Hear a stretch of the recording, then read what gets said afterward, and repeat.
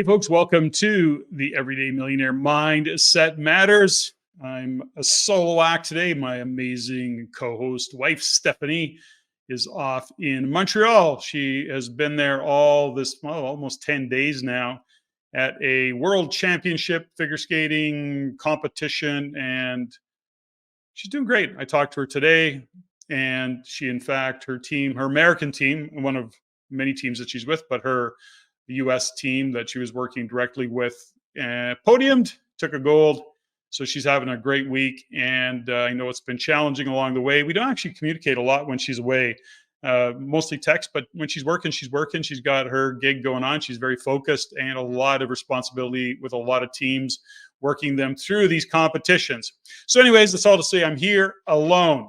Now, I'm going to kind of stay focused, which is tough for me to do. But I want to start off with a thought process and see if I can keep this whole thing on track. You know, a quote by actor Woody Allen says that 80% of success is showing up. Now, I didn't know that quote was by Woody Allen, by the way, but I was familiar with it, and I'm sure many of you are. But showing up means many different things to different people. But the context for the quote is not really that complicated. You know, it really mentions that, or to me, it means you can't do anything meaningful or of significance unless you, in fact, arrive. You show up. Which brings me to how my day started today and this particular podcast topic. And I'll say this, you know, I had a list of concepts for the podcast, thought processes, but Stephanie's away. So I knew I'd have to do something that I don't consider myself being very good at yet. And that is a podcast monologue.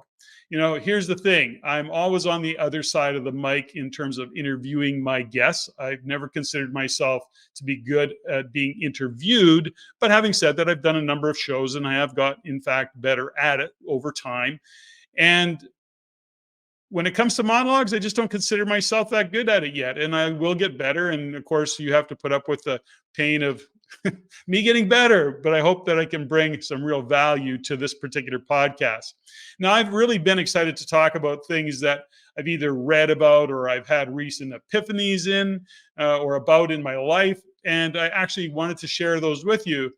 But here's what I really want to talk about. This morning, I woke up feeling a little tired after a pretty full week. And my self-talk when I opened my eyes was how I didn't think that I would have the mental energy to do much of anything today. Now, I think we've shared this before, but we generally do the podcast. We record it on a Sunday or a Monday when we have time to sit down and kind of rehash the week, talk about what we want to talk about. And then it gives the team the time they need to edit and get everything produced the way that it needs to go. But I was saying to myself, I don't know, I've had a tough week. And on top of that, I hadn't slept all that well. I was tossing and turning, and you know, Echo and Rango, our dogs, you know, they decided that they should sleep on the bed, and I was going no, and we had an argument in the middle of the night. Anyways, long story short, I didn't sleep all that well. And you know what that feeling is like when you didn't sleep well the night before, and then you constantly remind yourself throughout the day that you didn't sleep all that well, and everything feels kind of off. You know, you're talking about, or I'm talking about how much I should have a nap or something. And I mean, it's Sunday. So anyway, I got up and I sort of played with the idea of not recording the podcast. I thought, you know, let's face it, this is my kind of internal dialogue, right? Let's face it, if we could do a throwback Thursday, no one would even notice. They wouldn't mind. They'd understand. I mean, really, who cares?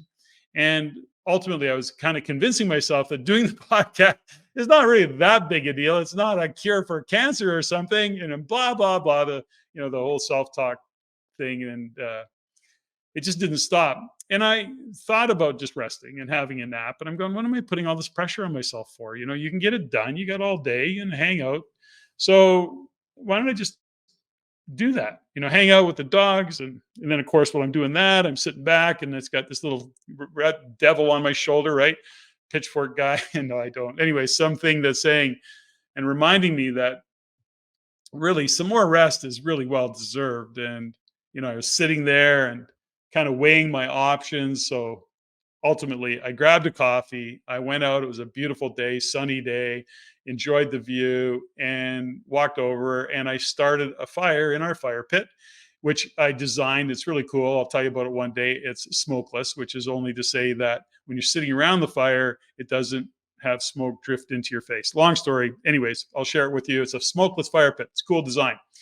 Anyways, a friend of mine dropped by and we had a visit. We had some coffee and we shared stories. And how was your week? And all the things that guys talk about sitting around a fire, a few laughs. And after he left, I was just kind of staring into the fire, thinking what to do for the day. But in reality, I was trying to talk myself out of it. And then in behind all of that, I knew, I guess, what I would do. But let me explain a little bit more.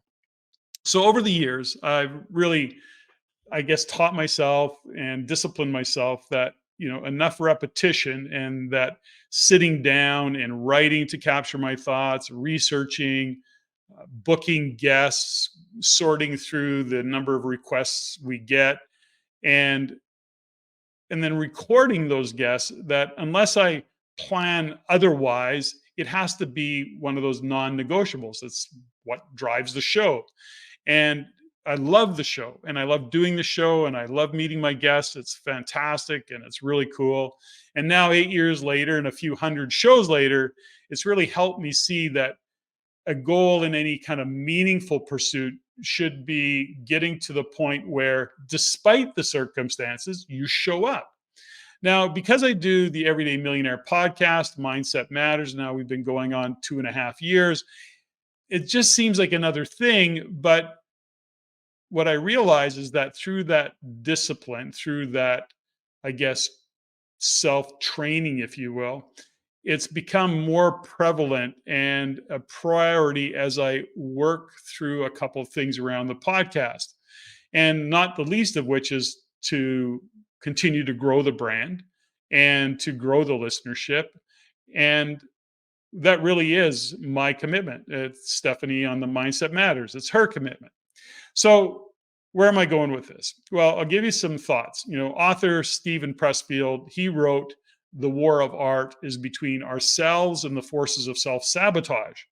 And that's what stops us from doing our work." It's, in other words, the artist is a warrior, and it's the warrior artist being anyone bringing something to the world that does not yet exist, hence the artist thing.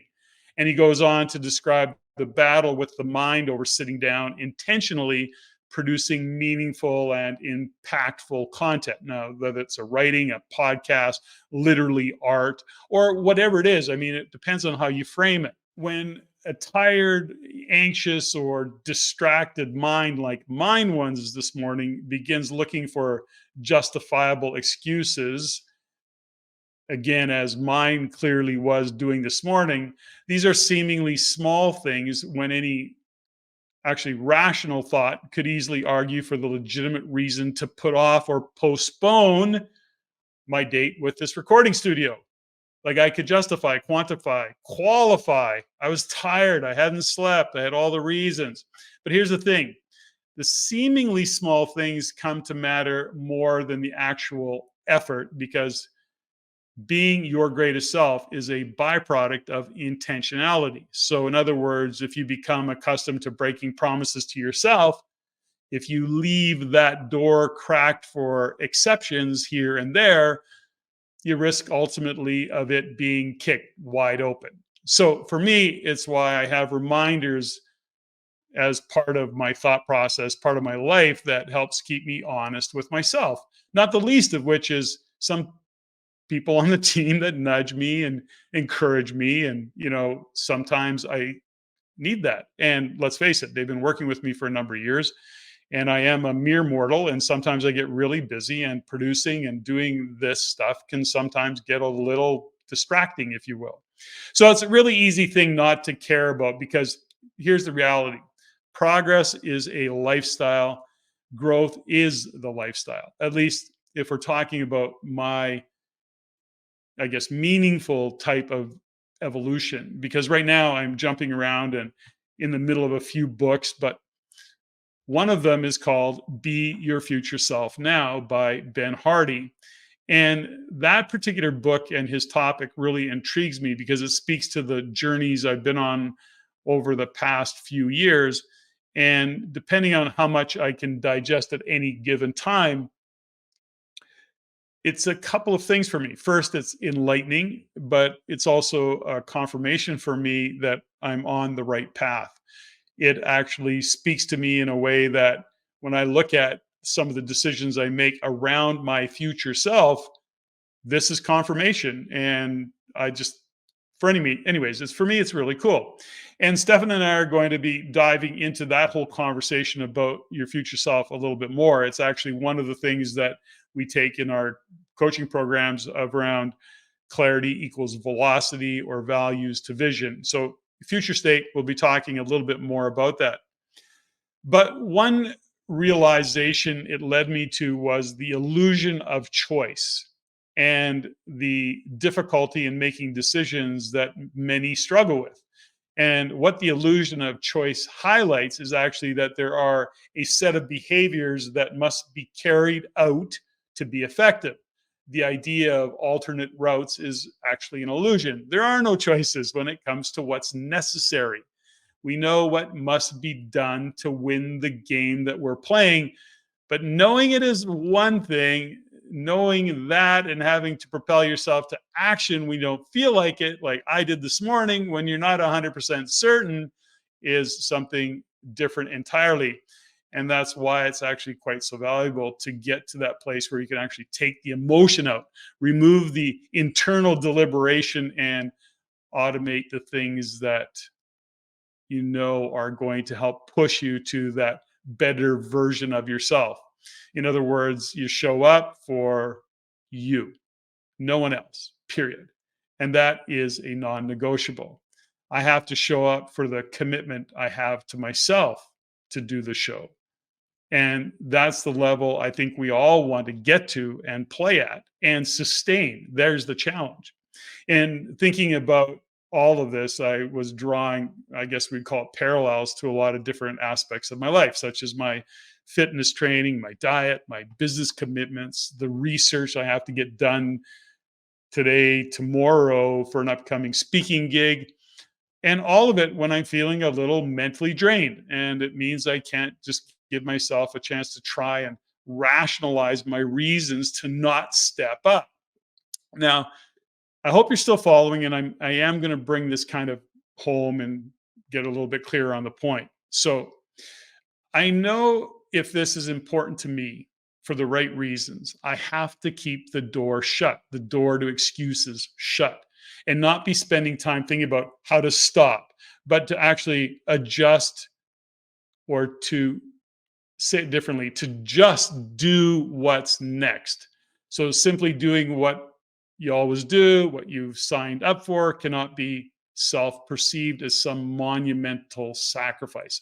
So I can't look at this like I'm sacrificing some part of my life to be able to do a podcast. It's not how I want to look at it. It has to be just what you do. It's neutral, it's aligned with your values, and the outcome inspires you, even on those occasions, sometimes when you don't feel like it, because sometimes you don't feel like it. But you do what you do, and that puts you on track to accomplish some really incredible things. And so, as I'm going through this whole thought process, I get a text from Steffany, who's in Montreal again at Worlds. And she says, "Hey, hon, do you remember Doug?" And I don't need to mention his last name, who did our Values to Vision program a few years ago. And I text back, "Yo, yeah, I do, as a matter of fact." And then her next says is that she ran into him in Montreal, and he runs up and he gives her a big hug, and he shared that at the time of doing the Values to Vision work, when he was there with him, he was feeling suicidal. Now, we did not know that, and it was many years ago. And that the work we did with a particularly small group, I think there was a dozen people, which is kind of our sweet spot for doing this kind of work. But anyways, and he shared with her that the work we did on that weekend with that group saved his life. And now, this many years later, he still draws on the tools that we gave him back then. And I was like, Holy cow. That is so freaking awesome. Now, I share the story because that is why I show up. That story is why I show up for me. I'm not showing up for Doug. I'm not showing up for anybody else. I'm not doing this podcast for anybody else. I'm doing this podcast. Stephanie and I do our values to vision work, our think tank workshops, where, and I want to be careful about not speaking for her, but I know I can speak for her when I say we show up for us individually and collectively because we're linked to our purpose of having a positive impact on others. But make absolutely no mistake, we show up for us.